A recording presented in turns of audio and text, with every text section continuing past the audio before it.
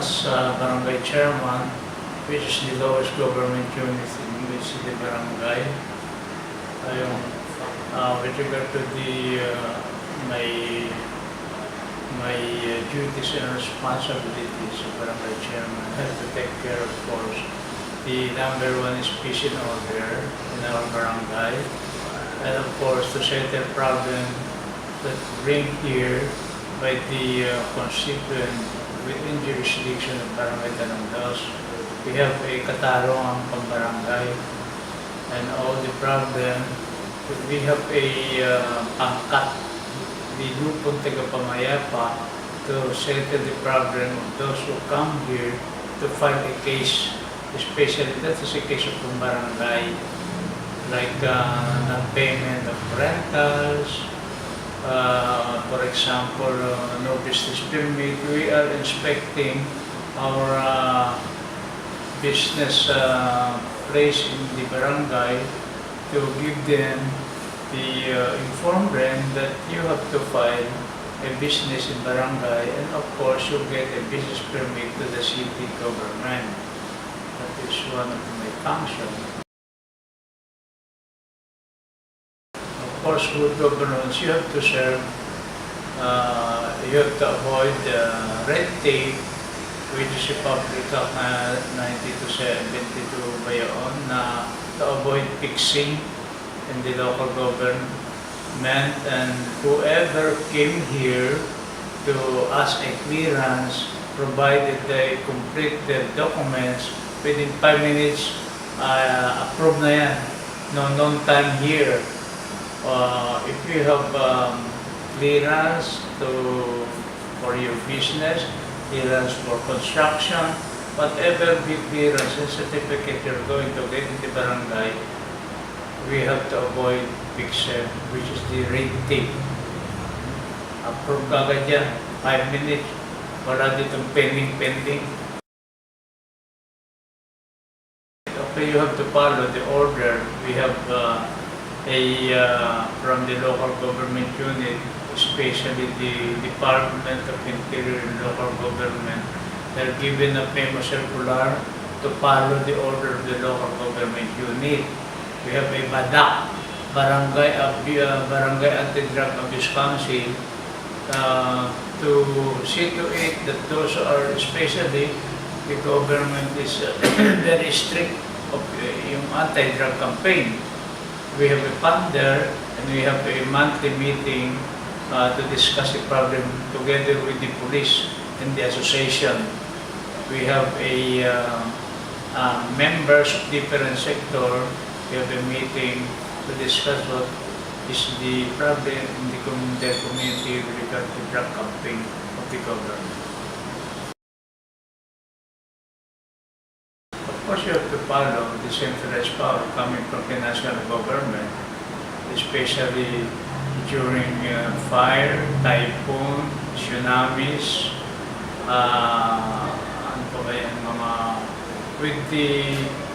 for the protection of community.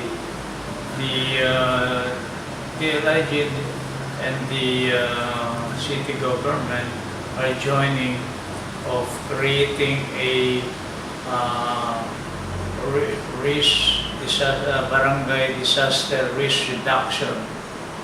We have a composition of the council to protect, especially during the disaster, typhoon, tsunamis. We have a funder to buy food, and we have a relocation center for those victims of the disaster.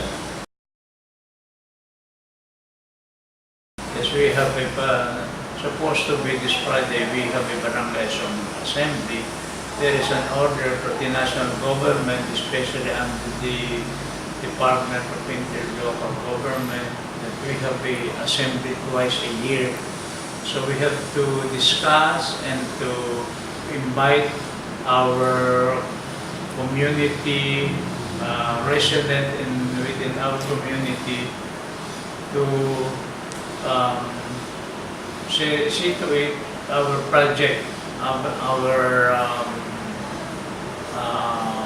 accomplishment report. we will express in the public our accomplishment report. There are so many accomplishment report. We are, especially those surrenderies, giving them a moral formation, value formation, together with the police. That is under the Barangay Anti-Drug Abuse Council. And then we have a program to play activities like basketball, and we have given them weekly information with regard to what is the good and the bad with regard to the users of the surrenderies. And also, if they want to go to school, we have a TESDA, free. Tapos sila magpagbagong buhay, associate sa TESDA, which is the project of Barangay Talundos, no payment, libre. Of course, one of the problema, of course, this is not a big problem because our police and our national and our city is very strong now. The problem which is lessened now is akit bahay, robbery, theft and robbery riding in tandem. That is one of the most, but now it's lessened na because the police is very strict implementing with regard to the peace and order.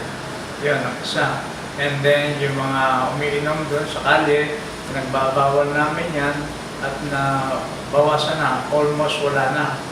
And all regarding to yung mga violence against women and children, tinuturo namin yan dito sa barangay sa mga dahil kasi that is the Public Act 9262 bounds violence against women and children.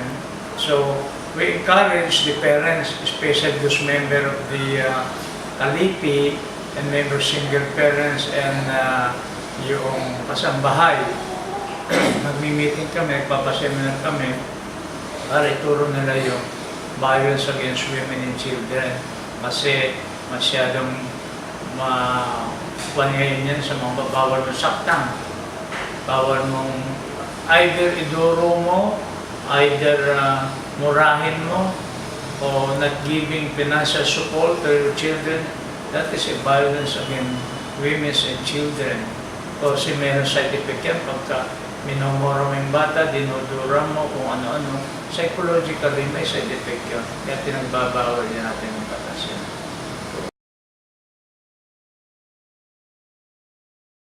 So, we have a future project here. We have a approved plan project for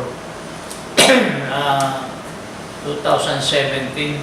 Approved plan and project to be implemented this year is, ito marami ito, repair of steel railing bridge at Shatima compound.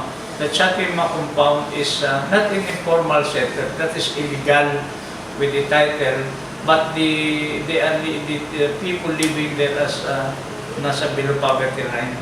So gagawin namin yung tulay nila.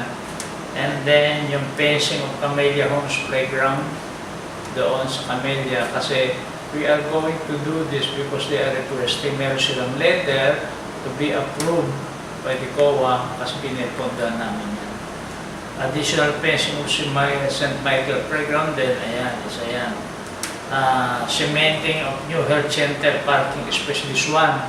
We have a new one dito, yung health center diyan. So ito, isimentohin namin yan para doon sa mga pasyente ng mga, okay, that is one of the approval plan. Tapos construction of cover roof ng this one, yung waiting shed, yun, sa barangay. And then rehabilitation of multipurpose of Berabel Pilam. That is, Berabel Pilam is the association of the sector here. They're requesting for the rehabilitation of their multipurpose. Construction of new multipurpose of hall of tennis court. Yan, marami ito. Construction of stage, warehouse of eco-waste management, composting facilities. We have 2 composting facilities there na ang pinoproduce namin is a soil conditioner and fertilizer. We are giving this free sa mga naglalakbay aral. That is a project of Senator Villar, Mark Villar, and the Barangay. Kami nagpapasweldo. Sila nagpapagawa noon. And then, yung planning to our Senator Cynthia Villar is planning to construct rehabilitation center for drug surrenderies. Plano niya. And then, the Senator also, with cooperation of Clubhouse and our barangay, ginawa niya yung Riverside Road. That is a principle to facilitate yung pagbiyahe dito, hindi naman tatarapin. That is one of the program in coordination with our national government, si Cynthia, barangay, and then sa city government. Kay Mayora, Imelda, Tobias,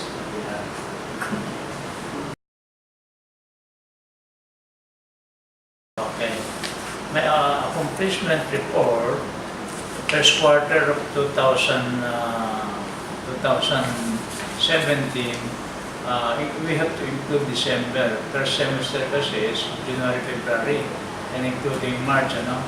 Our accomplishment report, creating concreting of pathwalk along the area street near the City Motors. That is an area street going to the National Road. Kinongkrito namin yan. That is a project of the barangay. One of the barangay. Concreting of pathwalk along Carnival 1. This one, we concrete the pathwalk, the sidewalk up to the basketball court. Sinemento namin yan. And then the rehabilitation of parking space in tennis court. That is a public place, tennis, pinaglaruan ng mga kanya. So we have to rehabilitate the parking area, which is siguro mga 30 sasakyan ang consider, no? Construction multi-purpose hall as Christmas sales division. That is part of sectoral subdivision inside DPF. Kami nagpapagawa ng multi-purpose hall. And then, yung rehabilitation of multi-purpose hall also of Santa Cecilia Village. Pinang-project namin yan, provided they have given a letter of request, Yung painting of police station type ito, kami nagpapintura niya. Construction of barangay kitchen is stock room doon, ayun. Makikita mo picture mo mamaya kung gusto mo. And then yung expansion of treasurer office ay baba, kasi makipod. So one of the legacy that I am erect here is our barangay hall. Compared to other barangay in Las Piñas, this is the most attractive, beautiful barangay hall within Las Piñas.